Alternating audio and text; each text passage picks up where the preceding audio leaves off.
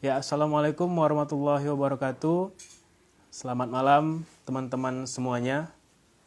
Pada langkah nyata yang keempat pada malam hari ini, kita akan berbincang dengan salah satu narasumber yang sangat luar biasa, yaitu ada Bang Lalas, di mana saya kenal beliau ini pada saat kita melaksanakan kegiatan Semarak Ikatan Mahasiswa Bahasa dan Sastra Indonesia se-Indonesia di Padang. Nah, pada malam hari ini kita akan berbincang dengan beliau kurang lebih 1 jam ke depan terkait dengan peran pemuda dalam bahasa Indonesia. Di mana kita tahu sama-sama teman-teman, bahasa Indonesia ini adalah bahasa pemersatu kita, bahasa kebangsaan negara Republik Indonesia. Dan sekarang kita sudah terhubung dengan Bang Lalas Empu Abu Saleh. Kita akan terhubung dengan beliau.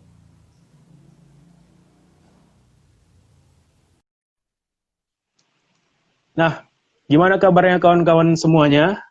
Mudah-mudahan teman-teman selalu dalam keadaan sehat dan tetap semangat. Ya, halo, assalamualaikum. Ya, halo Bang Rizal, apa kabar nih? Loh, harusnya saya yang nanya nih ya, kebalik nih. Gimana? Ya, kalau saya alhamdulillah sehat. Gimana Bang Alas, apa kabarnya? Alhamdulillah baik-baik saja ini. Seperti Ya. kabar Bang Rizal lah. Bang Lalas, sekarang lagi di mana Bang? Ini sekarang lagi di NTB, di Bima sekarang, lagi di kampung halaman. Di kampung halaman ya. Luar biasa itu Iya, di belakang itu apa tuh? Kain dari Bima. Enggak sih, ini dari Kalimantan kalau nggak salah dulu. Oh ya. Atau enggak dari Medan kayaknya. Ini yang bawa dari Medan kayaknya. Oh ya. Jadi teman-teman, Bima ini Bima NTB Bang ya. Iyalah, masa Bima Sakti. Labuan Bajo. Bener nggak? Oh ya, itu dekat Dekat sih, ya. dekat. Itu salah satu destinasi wisata yang ini ya, sangat diimpi-impikan. Apalagi Ya, anak-anak muda gitu kan, apalagi orang-orang yang baru menikah atau keluarga-keluarga gitu kan. Kalau liburan mungkin itu salah satu destinasi wisata ya. Apalagi di Bima ya kan Bang. ya nantilah Mas Rizal di sini lah jalan-jalan. Asik. Ini teman-teman ada jadi saksi ya. Nanti kalau saya main ke sana dijamu sama Bang Lalas. Benar Bang ya? Oh, siap. Nanti kita makan ya. Waktu saya kemarin ke Malang, saya sempatkan juga bertemu dengan Bang Lalas ini ya kan. Kita sempat berbincang, walaupun memang ya gak lama waktunya ya kan Bang. Karena pun kemarin sempat mau diajak kemarin. Singkat ya, karena kemarin juga mau diajak ke Bromo ya kan, ke Gunung. Ya kemarin nggak sempat ya.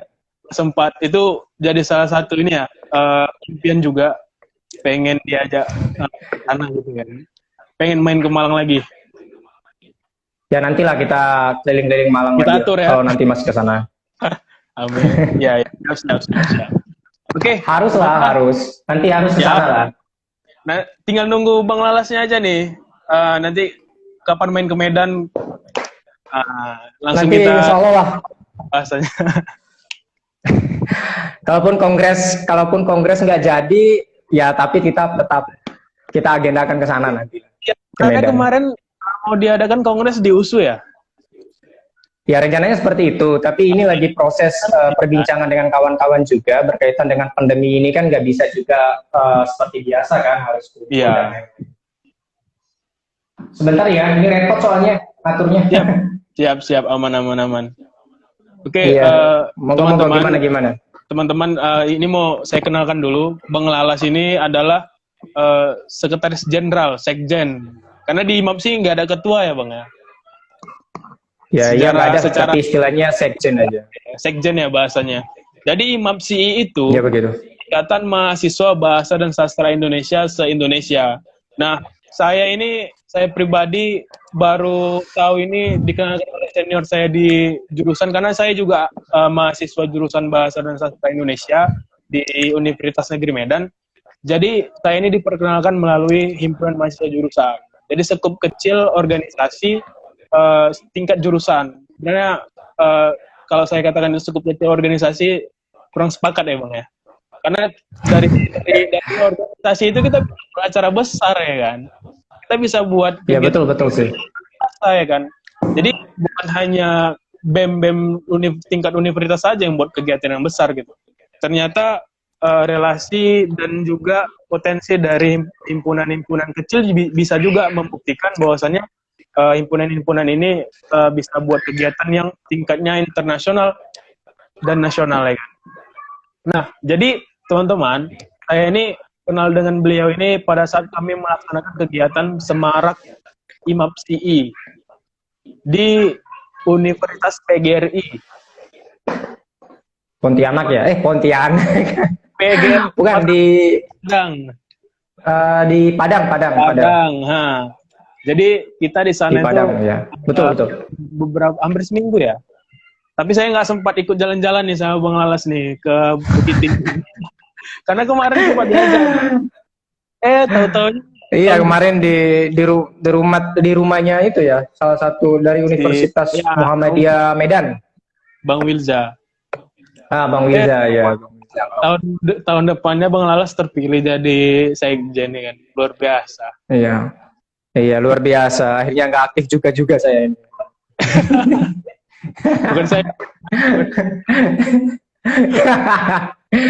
Aduh, gimana. Perlu juga nih kita telisik ini terkait dengan dinamika organisasi. Oh, bisa. Bisa ya nanti di ending ya. Nah, bisa. Tema kita malam hari ini Bang Lalas yaitu pemuda dan bahasa. Artinya hari ini kan pemuda menjadi ujung tombak atau harapan Indonesia ke depannya gitu kan. Negara kita ini ke depannya. Nah, bahasa digunakan untuk berkomunikasi kepada lawan bicara kita gitu. Nah, apalagi nih konteks kita untuk bernegara ada menggunakan bahasa nasional yaitu bahasa Indonesia yang hari ini akan kita songsong untuk menjadi bahasa internasional targetannya ke depannya.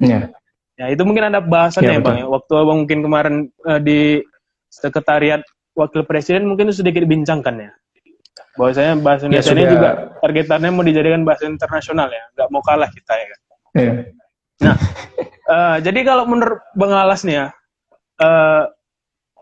seperti apa sih saat ini urgensinya terkait dengan pemuda dan bahasa Indonesia itu sendiri? Artinya kita lihat selama ini faktanya ya, selama Bang Lalas lihat fakta di lapangan gitu.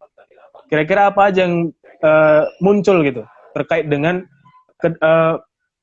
relevansi antara pemuda dan bahasa Indonesia ini, Bang? Ya kalau sebenarnya sih ya kita nggak usah resmi-resmi amat ya, santai aja ini diskusinya kan. Oh iya. Carung ini. Jadi ngomong janso pun nggak apa-apa di sini ya. Ya, santai. Ini kita nih apa ya? Mana ya? Jawabannya juga yang gak usah terlalu dijabarkan kali gitu, karena kita terbatas oleh juga kan. Waktu juga ya begitu. Jam gitu. Kita jam 9:15 itu udah selesai. Ya kan terbatas ini waktunya juga misalkan. Nanti kalau untuk lebih-lebihnya bisa lah nanti kita bincangkan kembali kan. Siapa tahu nantilah. Gimana nanti? Oke. Nanti via aplikasi yang lain lah nanti ya kita ya. Oh, jelas ya. Oke, Bang. Ya gimana nih lah? Ya, oke. Kalau menurut saya sih kita nih bukan mengajari atau berbagi ya, tapi lebih apa yang saya pikirkan saja begitu tentang kebahasaan dan juga kepemudaan ini ya. Nah, menurut saya di saat pandemi saat ini ada yang lebih urgent daripada apa yang kita tuntut berkaitan dengan bahasa Indonesia untuk bahasa internasional seperti yang Mas sampaikan tadi, bahwa urgensi yang kita sampaikan keadaan bangsa saat ini seperti apa gitu. Nah, kita nih bingung nih sebenarnya. Serius nih Mas, mungkin di daerah di Medan juga pasti agak sensitif juga begitu masalah COVID ini, misalnya masalah Ya. pemilu gitu kan, masalah pendidikan. Saat ini seakan-akan kita lagi masa-masa di mana kita ini dikuliti begitu. Kenapa saya bisa menyatakan dikuliti? Kita ini serba bingung gitu ya dengan kenapa katakan serba bingung? COVID ini tidak jelas menurut saya, tidak jelas. Kenapa tidak jelas? Datanya juga tidak jelas, informasi publik dari pemerintah juga yang tidak jelas. Begitu juga dengan organisasi-organisasi masyarakat yang katanya sih pro dengan antisipasi dan SOP COVID, tapi sama saja seperti itu juga begitu. Dan keadaan yang kedua, ekonomi bangsa berkaitan dengan COVID ini dirasa oleh beberapa ahli dan beberapa pihak sangat mengkhawatirkan gitu. Nah, yang ketiga berkaitan dengan sosial masyarakat di tengah COVID ini yang tidak teratur berkaitan dengan ekonomi, proses sosial, kebiasaan-kebiasaan baru yang sebenarnya aneh bagi masyarakat. Tetapi sebaliknya ada kegiatan-kegiatan yang memang nyata ada di masyarakat, tapi itu dibiarkan. Misalnya, misalnya pemilu ya, pemilu. Saat ini kan di beberapa daerah kita udah menjadi rahasia umum lah gitu kan. Nah ini belum kampanye loh ya, baru rekomendasi partai, baru ini, tapi ramainya minta ampun gitu ya, ramainya minta ampun. Konvoi dan segala macam, ya mungkin di Medan belum ada ya, tapi saya rasa di beberapa daerah di kota-kota besar saya ikuti beritanya, ya sudah ramai juga gitu. Ada apa sih dengan bangsa ini gitu? Nah, yang selanjutnya yang ingin saya sampaikan kaitan dengan bahasa. Dari permasalahan tadi, misalnya masalah sosial, masalah COVID, beberapa masalah belakang yang saya sampaikan tadi, peran bahasa yang harus kita pahami bersama itu seperti apa? Kita memaknai informasi publik itu seperti apa agar memang apa yang kita alami, apa yang orang lain alami bisa kita jadikan sebuah pandangan dan juga fakta agar itu menjadi sebuah tolak ukur dalam kejadian-kejadian masyarakat. Contoh begini, informasi publik berkaitan dengan COVID ini sangat luar biasa banyak dan aneh menurut saya. Dan selebaran dan informasi-informasi bentuk apapun, baik selebaran, informasi publik seperti di media sosial, itu sangat banyak juga begitu. Nah, apakah kita memahami nggak dari respon publik berkaitan dengan bahasa yang disampaikan oleh pemerintah misalnya, ataupun bahasa yang disampaikan institusi terkait misalnya, berkaitan dengan keadaan saat ini? Siapa yang berani menyatakan itu bohong misalnya, itu cuma propaganda semata. Nah, di keadaan bangsa saat ini yang begitu menurut saya menurut saya genting saat ini, kita perlu tuh untuk mengamati di segi penyampaian informasinya. Kalau teman-teman mempelajari tentang intelijen ataupun belajar tentang buku-buku tentang propaganda, Cina dengan Amerika saat ini sangat luar biasa, begitu kan? Nah, perang dagang antara Cina dan Amerika sangat luar biasa, begitu. Sasarannya kemana? Ya Indonesia juga, begitu. Nah, tapi apakah Indonesia sendiri memikirkan penyampaian pejabat dari Cina ataupun Amerika ataupun kebijakan-kebijakan tertulis lewat bahasa tulisnya, apakah menguntungkan atau seperti apa? Atau itu cuma janji-janji? Nah, itu tugas kita loh ya. Tugas kita ini. Nah, tugas kita anak muda, apalagi di bagian bahasa, sastra, permainan kata-kata, propaganda, informasi publik, kita harus memahami itu sebenarnya. Ya kalau kita belajar cuma sintaksis, terus belajar tentang teori sastra, ya linguistik, ya monggo gitu. Anda hidup ini mau nulis puisi pakai sintaksis atau mau nulis ini pakai begini, ya boleh itu sebagai teorinya. Tapi hal yang lebih jauh dari itu ada yang kita hadapkan di depan mata kita begitu. Nah, peran kita, apakah kita memahami kultural bagaimana paparan-paparan para pejabat ini berkaitan dengan keadaan bangsa. Nah, saat ini kan rame nih ya.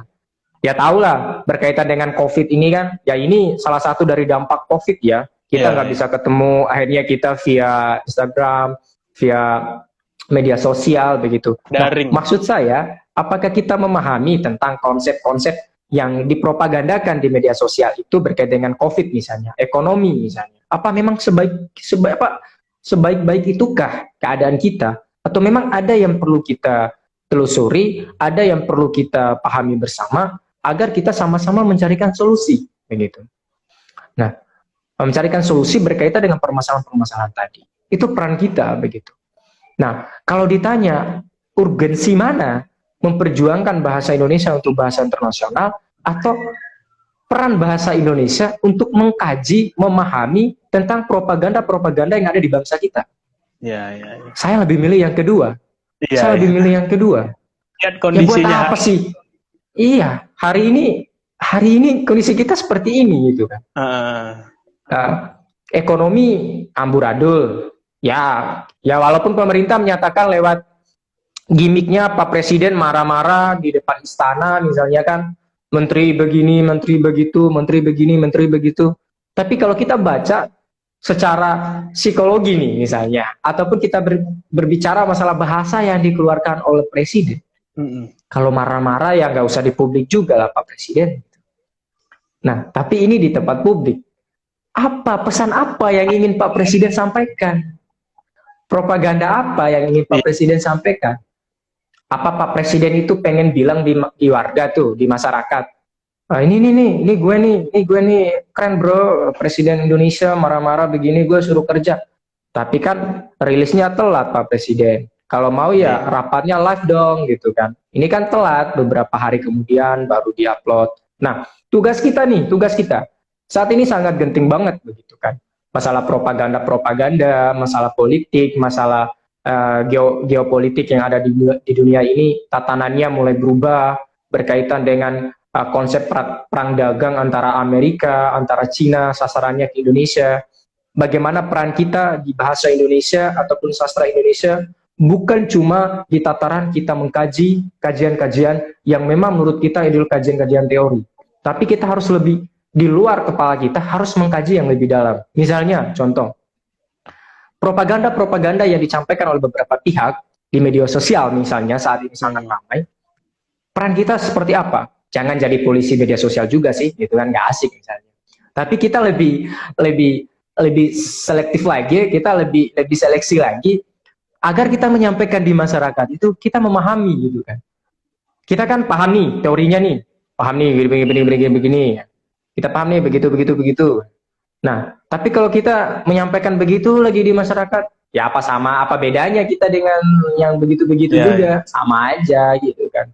Ya sama aja kayak orang-orang yang dibayar untuk menyerang si itu di media sosial begini begitu kan. Nah, maksud saya kalau berbicara masalah bahasa Indonesia ataupun sastra Indonesia, ya kita harus memandang di luar kepala kita, di luar teori yang kita pelajari di kampus, bahwa ada hal-hal besar yang perlu kita kaji, yang perlu kita pahami lewat kebahasaan kita, kesastraan kita, agar itu menjadi manfaat di masyarakat umum. Itu aja sih sederhana menurut saya. Kalau bicara masalah teori saya nggak bisa, Mas. Tapi kayaknya kalau Bang Lalas ini teorinya nggak diragukan lagi nih kayaknya. Aduh, kalau teori saya nggak diragukan, itu skripsi saya udah selesai, Mas. Tapi nggak selesai. Jadi ini apa ya? Masih tetap ke Malang juga lah ya? Saya ke Malang kan ini masih proses penyelesaian skripsi kan. Ini rencananya mau ke Malang nanti, tapi bulan depan sih rencananya. Nah, jadi luar biasa ya penjelasan dari Bang Lalas ini. Ternyata urgensi kita hari ini bukanlah sesuai dengan apa yang ingin kita tuju dari awal, yaitu menjadikan bahasa Indonesia sebagai bahasa internasional. Itu tetap menjadi impian kita bersama gitu. Tapi yang hari ini dibutuhkan ternyata bukan itu. Benar ya, Bang? Yang hari ini yang dibutuhkan bukan itu. Tetapi permasalahan bangsa yang sifatnya nasional hari ini, itulah yang perlu kita kaji, itulah yang menjadi urgensi kita hari ini, khususnya sebagai mahasiswa bahasa dan sastra Indonesia dan sebagai pemuda di Indonesia, ya kan, untuk keseluruhannya gitu.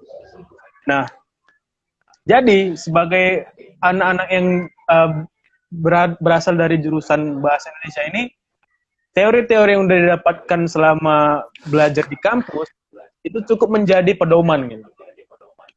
Benar kan? Itu cukup menjadi pedoman kita untuk bagaimana kita mengkritisi, memberikan solusi, dan sama-sama berdiskusi terkait dengan permasalahan bangsa saat ini. Nah, jadi kalau tadi mungkin untuk sebagai opening tadi kan terkait dengan urgensi, saya rasa itu sudah sangat jelas apa yang sudah disampaikan. Nah, hari ini bahasa Indonesia dengan pendapat Bang Lalas, kira-kira ada nggak perubahan redaksi-redaksi bahasa Indonesia keseharian untuk pemuda dengan kultur budaya saat ini, kira-kira itu sangat berpengaruh nggak? Ya kalau menurut saya sih sangat banyak ya berkaitan dengan hal yang seperti itu. Kenapa saya menyatakan sangat banyak? Ya kita tidak bisa mengontrol lah berkaitan dengan bahasa media sosial begitu kan. Nah bahasa di media sosial itu sangat banyak. Nah apalagi lagi maraknya ini sekarang tentang kita COVID nggak bisa ketemu, jadi pembelajaran maupun diskusi, pertemuan kita via online semua begitu kan, maupun di YouTube, Instagram dan Facebook dan lain-lain begitu. Nah, yang ingin saya sampaikan, kita mulai dari diri kita lah, mulai dari diri kita. Ya. Kalau memang kita memahami bahwa kita cinta dengan bahasa Indonesia, ya monggo kita menggunakan bahasa Indonesia, menggunakan bahasa daerah.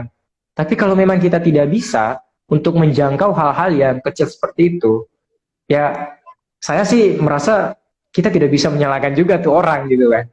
Iya. Ya aturan seperti apa yang perlu kita sampaikan berkaitan dengan aturan-aturan kebahasaan dan kesastraan yang ada di Indonesia ini. Gitu. Nah karena begini Mas, saya ingin sampaikan, jangankan ngatur bahasa Mas, bahasa ini repot ngaturnya. Ini orang-orang tinggi berkaitan dengan kasta hukum aja itu ribet. Ribetnya apa? Tuh Joko Chandra tuh masih diurusin tuh. Nah ini ya maksud saya. Ini bahasanya ini hal kecil gitu. Jadi menurut saya ada tuh pemerintah sosokan sih menurut saya, tapi ya mau gimana ya, sosokan aja tuh ngomong kita cinta bahasa Indonesia, kita begini, kita begini. Ya tapi jangan setengah-setengah juga bos. Kalau setengah-setengah ya nggak usah sekalian batasi hak orang dong. Suruh aja dia ngomong apa gitu kan. Yang penting bahasa resmi persuratan, bahasa kantor udah jelas.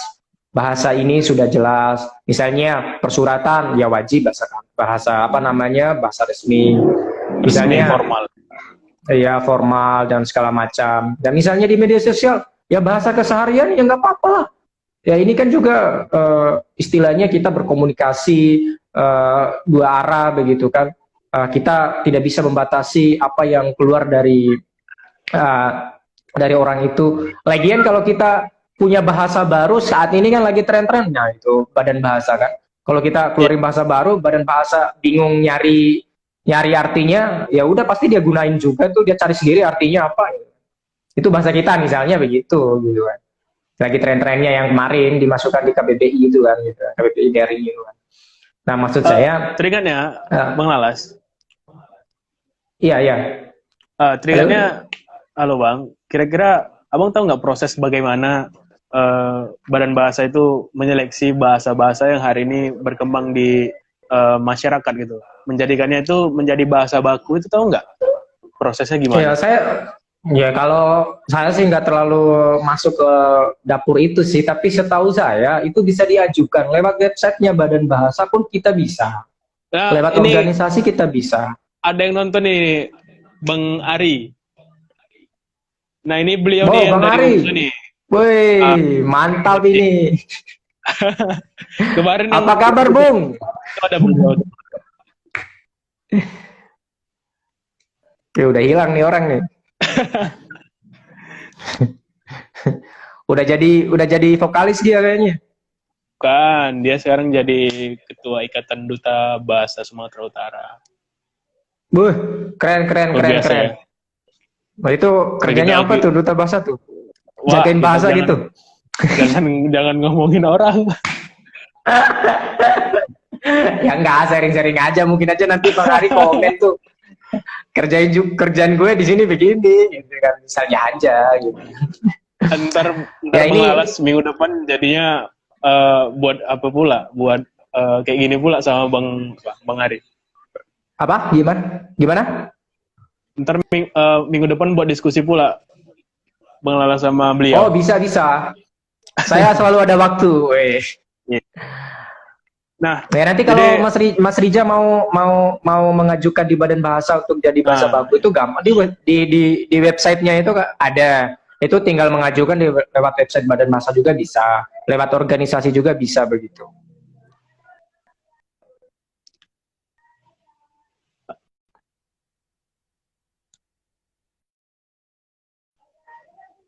Halo, oke. gangguan ya? Ya, lanjut Bang. Ya itu sih tadi kalau saya sampaikan, kalau mau ngajukan di sana ya bisa lewat websitenya. Itu ada contact personnya kan di bawah itu, apa nomor dan Hmm, lain-lain, dan email tuh bisa menyampaikan secara seperti itu. Kalau mau secara resmi juga bisa langsung ke Badan Bahasa lewat pengajuan surat dan segala macam. Nanti akan ditata di situ, akan diajukan, akan dilihat ini asal usul bahasanya seperti apa, apakah apa namanya bisa dimasukkan di sini begini. Menurut saya sih sederhananya seperti itu yang saya tahu begitu. Soalnya saya paling malas tuh terlalu masuk ke hal-hal dapurnya seperti itu sih gitu oh kan. iya, iya. Karena mereka kita gaji itu untuk bekerja, jangan lagi nanya orang gitu kan. Mereka itu kita gaji pakai gaji dari rakyat itu tuh bekerja tuh, Badan Bahasa itu jangan cuma diam tuh gitu.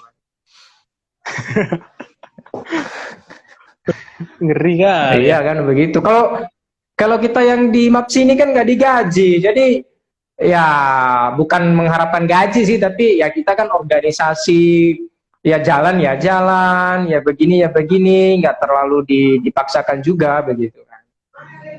Ngomong-ngomong Bang Lalas, karena abang dari Iya, iya. Universitas Negeri Malang, Iya. ya kan? Ini kan untuk akses ke Bagaimana? Badan Bahasa, ya kan? Kira lama menjabat ini terhambat nggak untuk itu kan Badan Bahasa kan di pusat di Jakarta. Ya kalau di Badan Bahasa sih saya kurang terlalu dekat ya dengan mereka. Karena menurut saya seharusnya ini sih bukan kesalahan sih, cuma kurangnya koordinasi dan juga struktural kita yang kita tata, sehingga relasi yang ke sana itu tidak berjalan dengan baik begitu. Nah, walaupun salah satu dari pembina kita juga adalah orang Badan Bahasa, jadi sebenarnya kan kita harus lebih dekat juga ke sana. Bahkan kemarin itu waktu saya audiensi dengan Badan Bahasa, waktu Pak Dadang dulu ya, waktu Ya, ya. masih beliau, saya sempat mengajukan untuk pengajuan pembina dari langsung Kepala Badan Bahasa begitu kan, waktu itu. Tapi ada sedikit polemik di internal MAPSI maupun internal Badan Bahasa, akhirnya mandat itu, ataupun walaupun sudah diiyakan sih sama Pak Dadang waktu itu, tapi Terus apa? tertahan, gimana? Iyanya ya lisan apa tertulis? Ya itu masalahnya. Kalau pejabat kan ya udah lisan aja, jadi aja, begitu aja gitu. Terus? Itu udah rahasia umum, Mbak. Dia belum terjadi juga. Nah, tapi kalau masalah pendekatan, kita MAPSI sempat diundang waktu Kongres Bahasa kemarin di Jakarta. Kita 2000 tahun yang lalu ya kalau nggak salah, itu kita sempat diundang. Saya wakili MAPSI, saya ke sana di Jakarta, kita mengikuti kongresnya. Sempat kita berbicara masalah kesastraan, kebahasaan di situ. Bahkan kita waktu kongres itu sempat tatap muka dengan wapres kita waktu itu, Pak Yusuf Kalla, di Istana Wakil Presiden waktu itu kan. Tapi ya itu saya bilang tadi gitu kan. Kita ini sok-sokan untuk ngatur bahasa, untuk ngatur sastra, tapi hal-hal besar lainnya kita biarkan begitu kan. Kenapa saya katakan seperti itu? Di kongres itu saya rasa habisin anggaran gitu. Habisin anggaran doang gitu. Kenapa saya berasa habisin anggaran doang? Kegiatannya nggak guna gitu kan. Seminar sampaikan itu, yang dihasilkan juga rekomendasi yang akan dikerjakan Badan Bahasa cuma poin-poin yang sebenarnya sudah dikerjakan jauh-jauh hari gitu kan. Ya jadi urgensinya Kongres Bahasa itu apa gitu, untuk melindungi siapa gitu kan. Kalau mau lindungi itu, ya lahirkanlah undang-undang yang bisa mengatur lebih jelas, langsung ke DPR, sampaikan Pak Presiden, keluarin dong peraturan Presiden tentang bahasa dan budaya, misalnya begitu. Janganlah sampaikan tentang apa namanya begini-begini, cuma rekomendasi doang, dan itu pun ke Badan Bahasa rekomendasinya. Itu orang berkumpul di sana, sastrawan, budayawan kumpul di sana untuk cuma memberikan masukan di Badan Bahasa gitu. Ya itu rekomendasikan untuk dikerjakan ke Badan Bahasa. Ya Badan Bahasa kan itu masih badan, bukan kementerian gitu. Ya jadi terbatas gitu kan. Coba seharusnya mereka itu ya buatlah sebuah kegiatan konkret yang memang kita ajukan dengan radikal gitu kan, dengan sedikit terpaksa, dengan sedikit kasar dan keras. Ya kita ajukan di Presiden ataupun di DPR, segera dong buatin nih undang-undangnya, atau enggak buatin dong peraturan presidennya tentang begini-begini. Ya buatin aturan tentang presiden untuk bicara begini-begini aja. Jokowi keluar negeri bicara bahasa Inggris juga.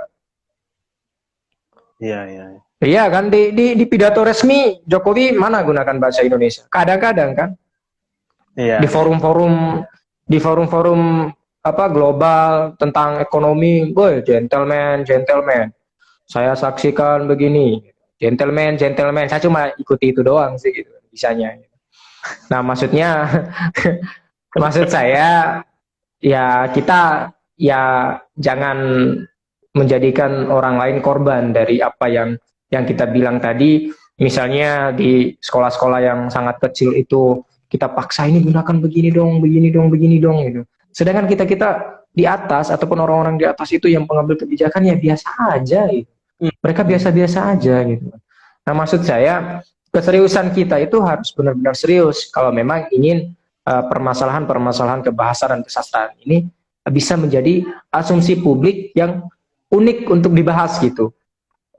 Jangan cuma 1-2 hari begitu dibahasnya ya udah selesai gitu. Itu membosankan menurut saya. Itu membosankan banget sih menurut saya. Kalau berbicara masalah memang, itu loh ya. Ya memang harus ada yang namanya koordinasi yang jelas lah ya kan, antara orang-orang yang mengeluarkan statement itu dengan orang-orang yang mengeksekusi. Artinya yang di atas juga bekerja, yang di bawah juga sama-sama bekerja kan gitu. Iya, menurut saya sih seperti itu gitu. Lebih konkretnya seperti itu. Nah, tapi di Medan gimana di Medan? Di Medan rame nggak? Ya kalau di Medan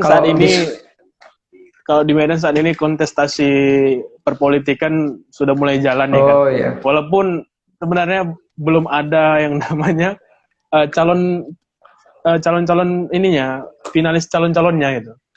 Kandidat-kandidatnya belum ada gitu. Semuanya masih ada yang gimana? Itu menantunya Jokowi gimana tuh? Ya, beliau mencalonkan juga. Dan beberapa calon-calon yang lain juga. Keren ya. Tapi ya pembahasan kita malam ini bukan itu. Oke, siap. Ya kirain aja Mas Reja mau bicara itu gitu. Nanti ini. Kirain Mas Reja mau bicara masalah itu gitu. Sebenarnya kalau saya mau Boleh. Ya, bahasa dan politik, wah boleh tuh, boleh banget. Boleh banget. Karena sama seperti kalau di dalam pembelajaran bahasa Indonesia itu penghalang mata pelajaran lain. Artinya kalau di lingkungan sosial atau lingkungan masyarakat, bahasa itu bisa masuk dari segi bidang apapun. Ya kan, Bang? Betul. Jadi kita pun ngomong politik bisa, ngomong sosial budaya bisa, ngomong apapun itu bisa, asalkan jangan ngomong kasar atau cakap kotor. Ya kan, bahasa dan sastra ini kan sebenarnya rumpun ilmu sosial kan begitu. Jadi tidak ada kepastian apapun yang kita khawatirkan dalam hal berbicara masalah ini gitu. Jadi kita dibebaskan untuk berimajinasi, berbicara masalah pendapat kita, bahkan kita ngomong kasar pun tentang kebahasaan itu sebenarnya wajar-wajar saja begitu. Ya. Karena kita berbicara masalah sosial, tapi Kalau ya dari itu segi kita itu ya, harus kalau dari iya, segi sosial. segitu. Sosialnya begitu. Ya. Nah, kadang kita ini terlalu kaku lah dengan bahasa itu kan, kaku sekali gitu kan. Kadang ada kebulsitan baru pada anak muda berkaitan dengan puisi, menurut saya. Nah, apa kekakuan baru itu? Ya kalau mahasiswa sastra loh, ini saya nggak bicara masalah mahasiswa di luar sastra gitu kan, mahasiswa sastra apa ini itu? ya.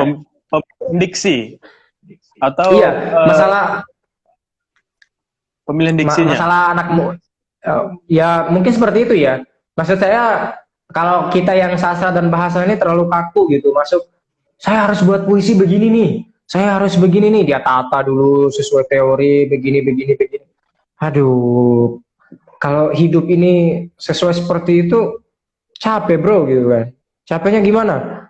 Kalau saya nggak dapat kata yang bagus, apa yang saya rasakan di kepala nggak bisa keluar dong. Ya janganlah seperti itu.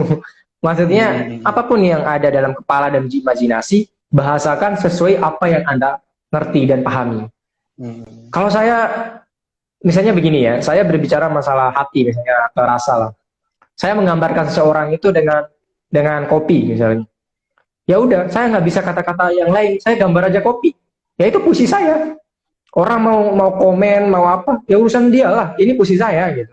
Ini kopi, ini puisi saya. Saya tulis satu kata aja pun kopi, ya itu urusan saya. Karena itu menggambarkan pikiran, perasaan, dan juga apa yang saya pahami. Gitu. Jangan samakan dengan apa yang Anda pahami. Gitu. Kalau menurut, iya begitu. Betul, saya sampaikan seperti itu. Begitu. Nah itu menurut saya sih, Kalau menurut Mas Reja atau yang lain juga, opini ya. Saya asumsi saja, asumsi. Ya, asumsi. Karena saya jarang masuk kelas Mas, jadi bingung gitu kalau ditanya-tanya tentang teori itu. Waktu kuliah itu, iya. Waktu kuliah itu jarang masuk kelas saya. Iya, kayak baru-baru aja jadi mau menggebrakkan di kampung halaman sendiri nih kayaknya, ada permasalahan-permasalahan yang harus dituntaskan sepertinya. Enggak sih Mas. Cuma kita tuh harus kembali lagi bahwa seramai apapun di keramaian kota, ada hal-hal penting yang harus kita selesaikan di kampung halaman yang sebenarnya membutuhkan uluran tangan, pikiran, dan juga rasa dari anak muda yang lahir dari tanah dan keringat daerah itu sendiri sih. Bukan kampanye loh ya, bukan kampanye. Bukan kampanye loh ini ya. Kalau aku orang Medan, kuliah di Medan, sekolah di Medan, kayak mana lah itu? Udah keramaian kota di kota Medan juga ngerasainnya gitu. Ya Kak, ya menurut saya sih semakin ramai semakin bagus karena pikiran itu akan dilintasi bukan cuma mobil dan sepeda motor, tapi dilintasi dengan kesemrawutan kota dan pikirannya, yang itu tuh yang membuat prosesnya enak menurut saya sih gitu kan. Asik. Ya iya serius, prosesnya pikiran kita nggak cuma kendaraan yang lewat itu yang mengisi kepala, tapi dinamikanya, prosesnya, apalagi ada panasnya dan ya kehidupan sekitar kita itu sebenarnya kalau kita tata dengan pikiran-pikiran yang positif, itu bisa menjadikan sebuah karya menurut saya begitu. Nah, jadi menurut saya terkait dengan Imam Sy sendiri. Nah, jadi mungkin aduh. agak sensitif. Aduh, berat ini. Agak sensitif. Gimana kondisi? Kayaknya wilayah udah gerak-gerak masing-masing kayak ini. Iya, Imam Sy sendiri sebenarnya masih jalan-jalan saja sih, kawan-kawan dan teman-teman masih berjalan dengan biasanya.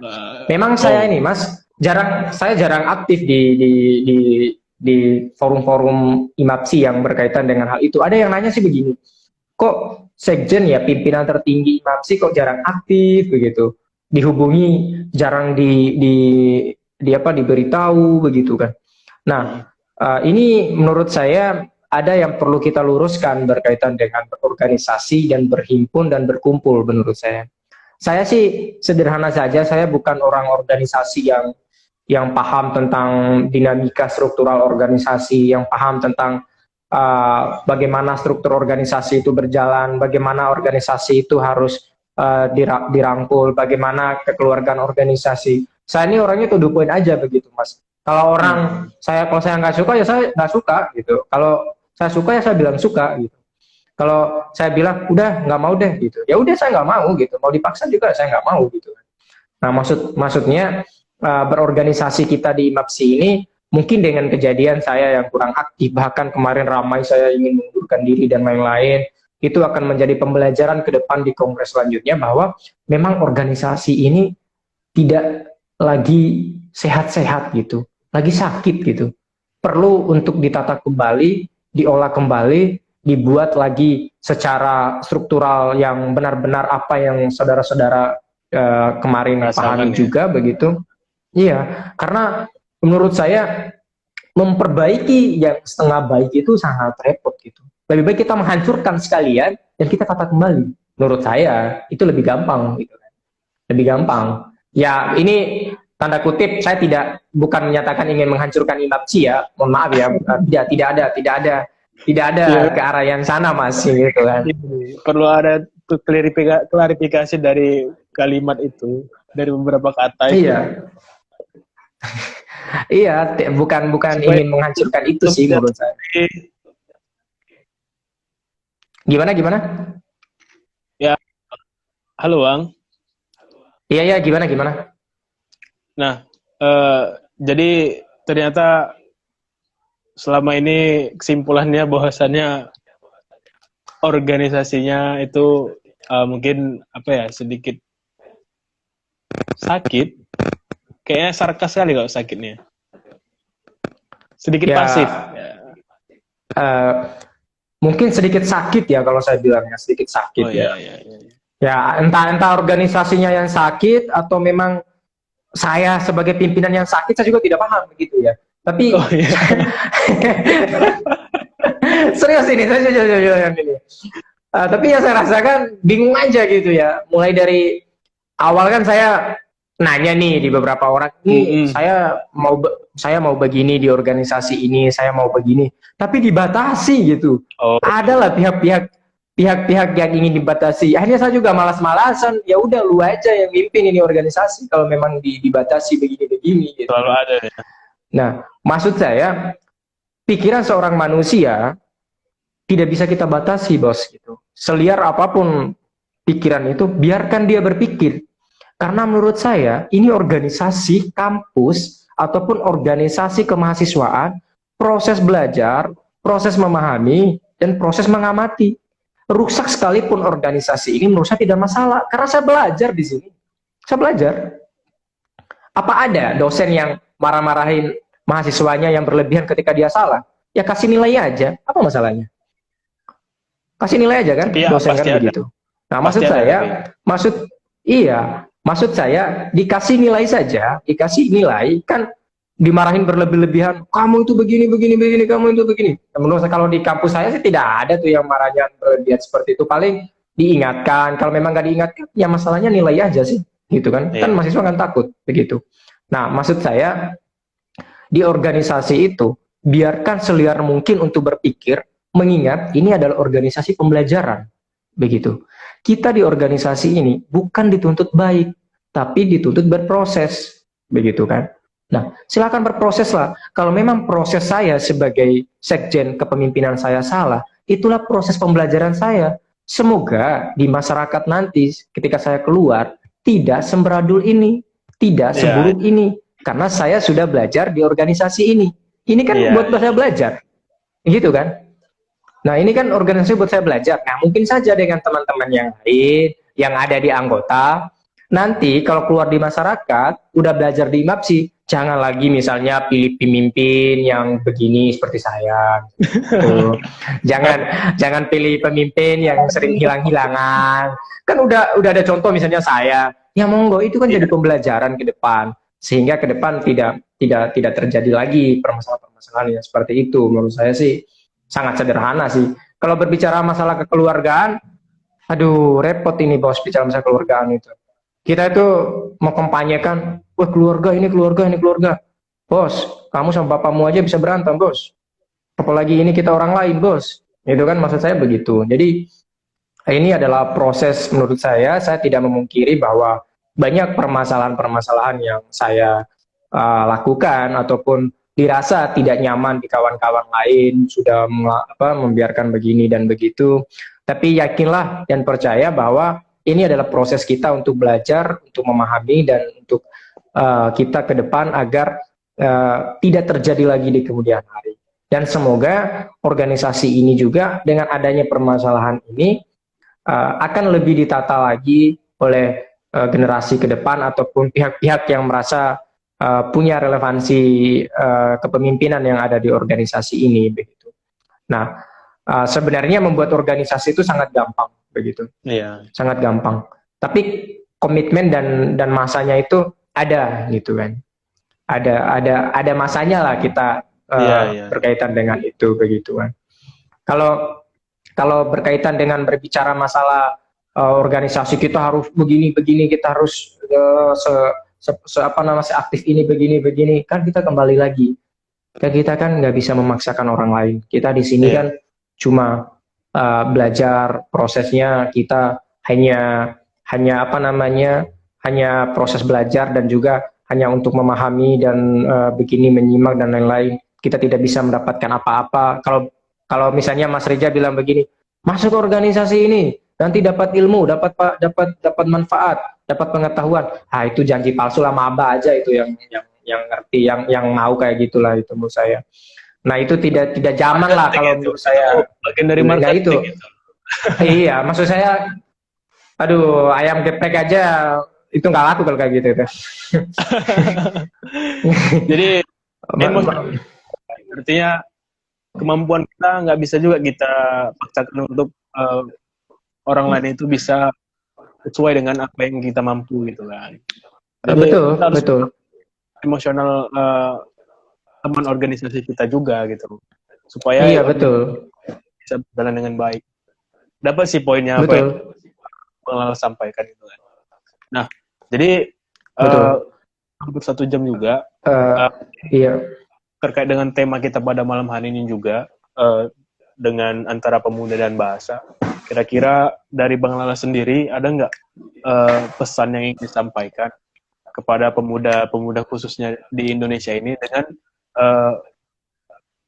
dengan konteks bahasa Indonesia itu sendiri gitu, selain dari apa yang sudah kita bahas pada malam hari ini gitu. Selaku kalau saya selaku pribadi aja lah. Oh iya. ya nggak apa-apa. Mana aja santai. Bercanda aja. Silakan. Maksud saya begini, berbicara masalah bahasa, berbicara masalah sastra, ada hal penting yang harus kita pahami dan kita kaji bersama. Yang pertama, masalah keadaan bangsa kita yang saat ini porak-poranda berkaitan dengan dihajarnya isu COVID-19 yang sebenarnya juga ini belum pasti juga COVID itu semembahayakan itu dan seganas itu begitu. Tetapi yang pasti dari korban berkaitan dengan hal ini kita jadi korban begitu. Kita bangsa Indonesia jadi korban. Nah, poinnya yang ingin saya sampaikan, peran anak muda bagaimana memainkan peran-peran kebahasaan dan kesastraan di luar bukan saja teori-teori yang kita dapatkan di kampus, tapi kita lebih mengkaji lebih dalam lagi dan kita bisa melihat luas di luar sana lebih dalam lagi, baik di media sosial, baik di media-media lain, media cetak, elektronik dan lain-lain, berkaitan dengan propaganda dan juga berkaitan dengan kebahasan-kebahasan. Kalau memang itu menurut kita patut kita kampanyekan dan kita dorong bersama, mari kita dorong bersama. Tetapi kalau memang kita belum mampu untuk mendorong itu, jangan menyebarkan informasi-informasi bohong begitu. Tugas kita kaji sama-sama informasi yang ada di publik dan jadikan informasi itu sebagai tindakan, perilaku dan kebijakan yang kita ambil di saat pandemi saat ini.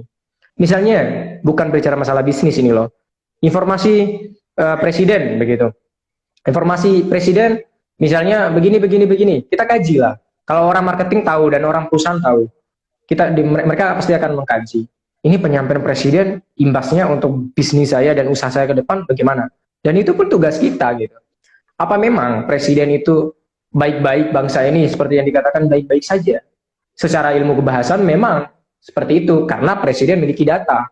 Karena data itu tidak bisa kita kita bantah lah mungkin karena memang data pemerintah begitu kan. Nah, tetapi secara mendalamnya dan secara kajian-kajian dalamnya, apakah memang seaman itu bangsa kita? Ya mungkin aja tidak gitu kan. Dan itu tugas kita gitu untuk mengkaji lebih dalam dan kita bisa menyampaikan informasi-informasi yang positif itu pada masyarakat. Nah, yang terakhir ingin saya sampaikan, saya teringat salah satu podcast juga dari YouTube ya, tapi saya lupa ya itu siapa yang menjelaskan, tapi saya masih ingat sampai sekarang katakan saat ini kita dibutuhkan begitu. Saat ini kita dibutuhkan itu apa yang bisa kita bantu untuk bangsa ini, monggo kita sama-sama membantu begitu. Kalau memang berkaitan dengan tetangga kita yang tidak memiliki masker, ya udah kasihkan aja kalaupun kita lebih untuk tetangga kita misalnya begitu. Saat seperti ini gitu. Saatnya kita saling membantu di saat keadaan bangsa dan negara yang genting seperti ini. Saya katakan genting. Karena apa? Kita serba tidak jelas dan kita serba terbatas dan serba tidak pasti. Misalnya masalah pendidikan. Masalah pendidikan kita tidak pasti kapan masuk, daerah mana saja yang masuk. Ini kan tidak pasti gitu kan. Misalnya yang pasti apa? Pilkada. Pasti gitu dilaksanakan gitu kan. Iya. Nah, pilkada pasti. Nah, ini kan membingungkan sebenarnya. Ini membingungkan gitu kan. Nah, konvoi pilkada dilarang. Tapi kok konvoi pilkada tidak dilarang, tapi kok sekolah dilarang begitu. Kayak kadang muncul tuh di masyarakat asumsi kalau itu ya kalau saya sih sebagai peran ya. Itu seharusnya peran kita juga untuk mengkritisi dan peran kita gitu. Menyuarakan diksi-diksi itu gitu kan, bisa kita suarakan dalam kita gitu, karya bentuk puisi atau cerpen gitu. Bisa jadi. Iya, bisa gitu. Nah, kan ya kawan-kawan kalau nggak salah, kawan-kawan di salah satu kampus juga kan di Jawa Tengah ya kalau nggak salah, lupa saya nama kampusnya, itu kan saat ini membuat sebuah antologi cerita pendek tentang pandemi gitu ya, tentang keadaan saat ini, tentang proses bangsa saat ini, tentang bagaimana, dan itu menurut saya bagus sekali gitu, karena itu akan menjadi prasasti sejarah gitu kan. Mungkin aja 10 tahun ataupun 20 tahun ke depan, dari karya itu orang akan mengingat, oh ternyata dunia pernah begini ya, dunia pernah seseram ini ya, dunia pernah sehancur ini ya, berkaitan dengan ekonomi, keamanan, dan kesehatan, begitu sih menurut saya. Jadi ini saya juga proses buat tulisan-tulisan rangkuman puisi berkaitan dengan pandemi sih gitu, tapi untuk konsumsi sendiri aja gitu. Tapi kalau ada dosennya Mas Rijal yang mau memproduksi, ya monggo, nanti saya bisa lah. Kenapa harus dosen luar? Ya nggak apa-apa, nanti saya suruh, karena saya pengen aja gitu di Medan gitu ya. Saya belum pernah ke Medan soalnya gitu. Langsung lah di list untuk tahun depan kan. Oke, nanti saya ke Medan. Medan itu jauh nggak sama Danau Toba itu? Lumayan. Kurang lebih hampir 2 jam lebih lah. Wah, jauh juga ya ternyata. Iya, tapi kalau udah sampai sana, rasa lelahnya di perjalanan terbayarkan. Ya karena bagus itu kan cuma nonton di film-film doang, terus di apa namanya? Iya. Ini apa namanya? Ini kan boleh cerita nih sedikit nih, boleh? Silakan. Oh iya, ini kan kalau saya kan nggak ada kesibukan di daerah kan. Mengingat ini saya datang liburan, datang gara-gara rencananya kemarin sebenarnya cuma datang seminggu doang gitu kan. Cuma saya di Bima ada yang perlu diurusi, saya lanjut 2 minggu, ternyata corona gitu kan. Kampus juga tutup, nggak bisa masuk. Ya udah saya lanjut di sini gitu kan. Najwa di sini sebenarnya mau balik, tapi terjadi konflik daerah gitu kan. Konflik daerah terjadi, pembakaran kampung, termasuk di kampung saya juga. Kemarin ya sekitar 12 sampai 14 rumah hangus terbakar, dan juga kalau rumah Masalah saya apa? sih cuma Lahan Pak. ya, enggak, cuma konflik horizontal antara masyarakat saja sih, dengan kampung sebelah dan kampung sebelah gitu kan. Oh. Nah, saya ingin mengambil pelajaran dari situ juga, bahwa sebenarnya informasi publik yang didapatkan masyarakat itu kurang. Akhirnya terjadi hal seperti itu gitu.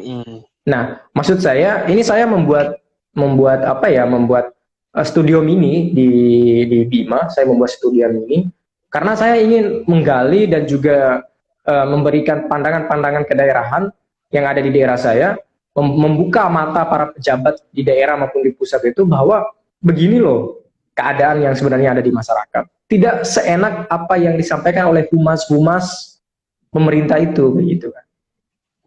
Nah, itu maksud saya, ini sebenarnya nggak tindakan besar sih, tindakan yang kecil banget, tapi setidaknya mungkin saja dengan keilmuan bahasa dan sastra ini bisa menyaring informasi, memberikan informasi pada masyarakat. Begitu sih menurut saya. Jadi Ya, sekarang itu tindakan tidak di studio mini lah nih kan. Pantes lah. Ya enggak sih. Mikrofon. Apa? Pelantang Oh suara. enggak, ini enggak. Ketawa Pak Lalas. Pelantang suara. Kan? Enggak, ini lagi dekorasi aja. Tadi dekorasi rencananya, yaitu buat bincang-bincang tentang sekitar kedaerahan dan juga isu-isu kedaerahan. Semoga dengan ada hal seperti ini, ya agak sedikit memberikan informasi, bukan mencerdaskan lah, informasi aja gitu di masyarakat. Kalau mencerdaskan itu tugasnya Kementerian Pendidikan dan Kebudayaan tuh gitu. Kemendikbud. Iya, kan kemarin janjinya nurunin UKT mahasiswa, tapi belum jadi-jadi itu. Itu belum jadi-jadi itu gitu. Itu tergantung kampusnya meresponnya seperti apa. Iya. Saya boleh nanya nggak nih? Apa tuh? Itu Medan tuh masuk Indonesia bagian mana tuh? Barat. Tengah, timur, atau apa? Barat. Oh, barat. Enggak, rencananya saya juga mau buat diskusi antara lintas daerah berkaitan dengan pandangan keanak mudaan berkaitan dengan COVID juga sih gitu kan. Rencananya mau bincang-bincang juga nanti tentang via virtual seperti ini juga sih gitu. Ya mungkin aja nanti bisa sharing-sharing juga di forum itu kan dengan teman-teman gitu. Iya. Jadi kalau sebenarnya kalau bicara masalah IMAPSI dan juga kebahasaan, rencananya kemarin juga saya udah hubungi pembina IMAPSI, rencana mau buat diskusi seperti ini dengan pembina dan juga badan bahasa dan beberapa mahasiswa juga yang mungkin bisa bersedia menyampaikan keadaannya berkaitan dengan pandangannya, dengan kondisinya yang ada di saat ini di Indonesia, tapi waktunya belum ditentukan sih ini berkaitan dengan hal-hal yang seperti ini. Kemungkinan juga kongres ini bisa saja mungkin kongres online juga. Iyalah, nggak mungkin nambah 2 bisa. tahun lagi kan. Iya, nggak. Ya, mohon maaf gitu. Dosa saya tambah banyak, bos, gitu kan. Cukup dosa saya yang kemarin dikatakan 2 tahun itu yang membiarkan begini dan begitu gitu kan. Jangan lagi tambah dosa saya. Enggak lah, yang berdosa yang dosanya ini. Yang berdosa sama-sama berdosa lah. Iyalah. Oke, Bang Lalas, karena udah kurang lebih siap 1 jam. Dari saya pribadi, terima kasih banyak yang sebesar-besarnya atas waktu dan kesempatan dari Bang Lalas sendiri. Mudah-mudahan saya doakan kita sama-sama segera menyelesaikan perkuliahan kita. Siap. Iya kan? Siap. Cocok. Siap. Cocok. Sama-sama kita lebih penting. Iya. Dan menyelesaikan tugas akhir kita sama-sama gitu. Iya. Itu yang penting, Mudah-mudahan sehat selalu Bang di tengah-tengah pandemi, mudah-mudahan kita tetap produktif dan ditunggu gebrakan-gebrakan yang luar biasa dari Bang Lalas. Siap. Salam dari kawan-kawan Medan. Oras. Iya, ya. Saya juga ingin menikmati kopi Medan nanti di Medan. Selamat Ya. Assalamualaikum.